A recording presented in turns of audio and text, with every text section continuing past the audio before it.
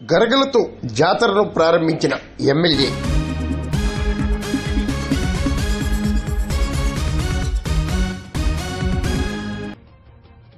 తూర్పుగోదావరి జిల్లా అనపర్తి ఎమ్మెల్యే నల్లమిల్లి రామకృష్ణారెడ్డి గరగలతో అమ్మవారి జాతరను ప్రారంభించారు.